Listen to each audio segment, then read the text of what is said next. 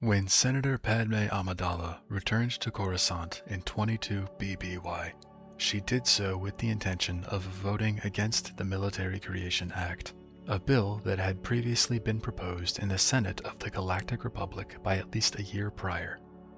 The act was meant to serve as a counter to the perceived threat of the growing Separatist faction. Within the last decade, Count Dooku had led a secessionist movement from the Galactic Republic. This Separatist Crisis, as it was referred to, worried those in the Republic, and much debate was held surrounding the creation of a Republic army to quell or combat the Separatist movement. However, Padme was the leading voice of opposition against the Military Creation Act, as she believed that such a bill would assuredly lead to open conflict with the Separatists. But this begs the question, did the Republic not have an army before this? While they had a peacekeeping force, they didn't have a full-fledged military, though it wouldn't be anyone's fault for assuming the Republic did have a military beforehand. The Judicials, as they were called, were the Galactic Republic's military-trained law enforcement, serving the Judicial Department. Supplied with their own small fleet, called the Republic Diplomatic Fleet, the Judicials, the Republic Security Forces, patrolled Republic space and investigated criminal activity, including corruption within their own government. They flew consular-class ships on their diplomatic missions. The individuals that made up the Judicial Forces received their training at an academy on Coruscant. The Judicials and their fleet can be seen in a number of media, including the Anakin and Obi-Wan comic, as well as in the beginning of The Phantom Menace.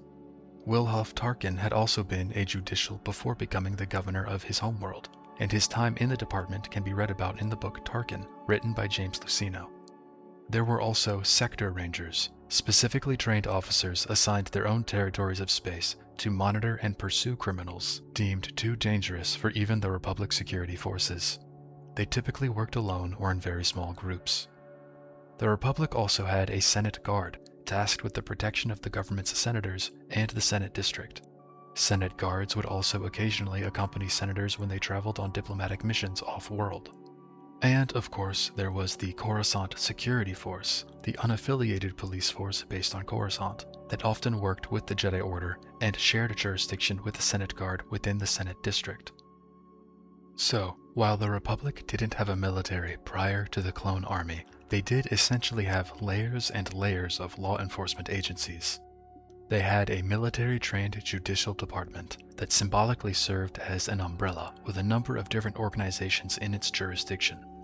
I am curious how effective these Republic security forces were seen to be by the people and senators, as in Dooku Jedi Lost, during the period of time that Dooku was still a Jedi, he petitioned the Galactic Senate and the Chancellor to further fund the Republic Guard due to an uptick in piracy along the Republic's shipping lanes. However, the Chancellor at the time, Skor Kalpana, as well as several other senators, did not see a reason to defend every single Republic shipping lane and increase judicial funding. Furthermore, the increased reliance on the Jedi Order for peacekeeping by the Republic diminished the necessity for the judicial forces in many people's eyes. It's also worth noting that during the era of the High Republic, the Republic utilized a defense coalition for emergencies, which had been created via the signing of a treaty by member worlds of the Republic. In these times of peril, the treaty would go into effect, and the member worlds that had signed would join their forces to make a temporary combined defense force. Once the crisis was taken care of, the Republic Defense Coalition would be disbanded for the time being. By the time of the Military Creation Act, the fear of the Separatist movement had sparked debate within the Galactic Republic, and there were many advocates for a fully funded Republic army. Of course, we know how that all turned out. The Clone Army was discovered, and responsibilities of the Judicial Department were transferred to the newly formed Republic military.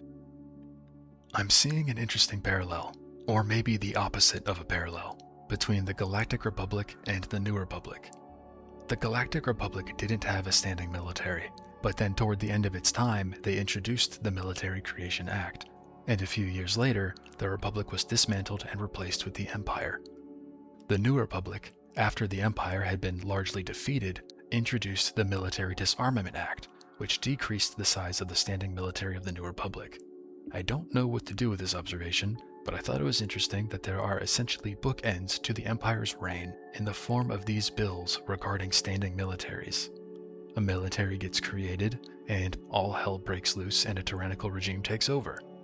Then, a military is diminished severely in size and there's relative peace for 30 years.